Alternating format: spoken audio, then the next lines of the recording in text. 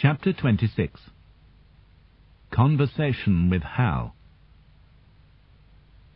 Bowman was sitting in the little kitchen, a half-finished cup of coffee in his hand. He did not remember making his way there from the control room. Directly opposite him was one of the glass fish-eyes that Hal used to see around the ship. Bowman rose slowly to his feet and walked towards it. "It's a pity about Frank," Hal said. "Yes," Bowman answered, after a long pause. "It is. He was an excellent crew member." Finding the coffee still in his hand, Bowman took a slow mouthful.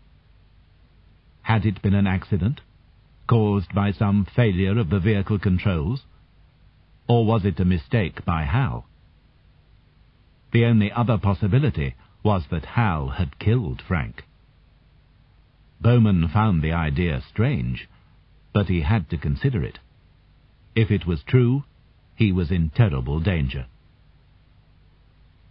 His next act was written into the mission orders, but he was not sure how safe it was.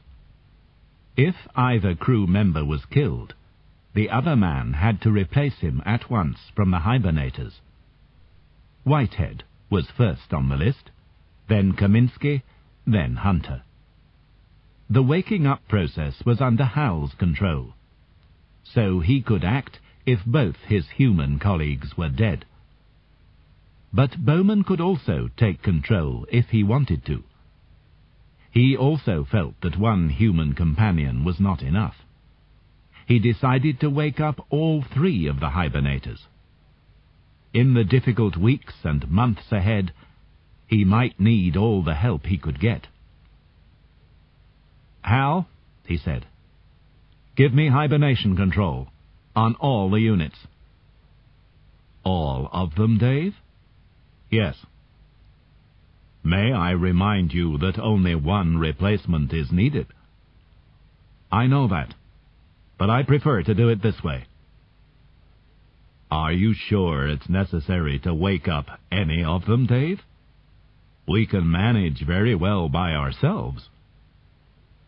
This was new, and it made Bowman even more nervous. Hal knew that Whitehead had to be woken. He was suggesting a great change in mission planning. "Since an emergency has developed," Bowman said, "I want as much help as possible. So please, let me have control of the hibernators." "If you still really want to wake up the whole crew, I can handle it myself. There's no need for you to worry." Bowman felt he was caught in a bad dream. It was like being questioned by the police about a crime of which he knew nothing, knowing that one careless word would lead to disaster. He became angry. "Hal, unless you obey my instructions, I shall be forced to disconnect you. Now give me control."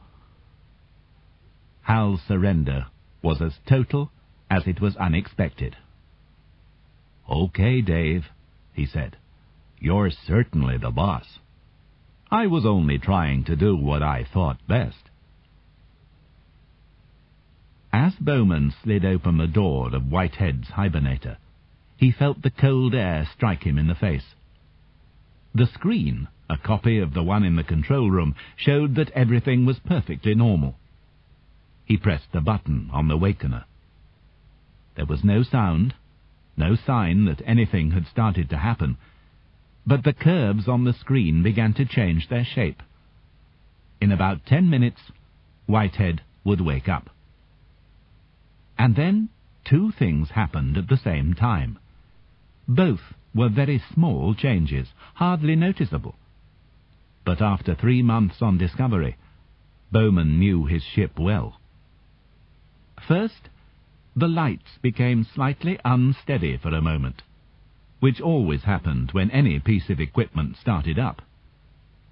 But he could think of no equipment which would suddenly start working at this point. Then he heard the far-off sound of an electric motor. To Bowman, every motor on the ship had its own individual sound, and he recognized this one immediately. The airlock doors, which last opened for Frank's flight to his death, were opening again.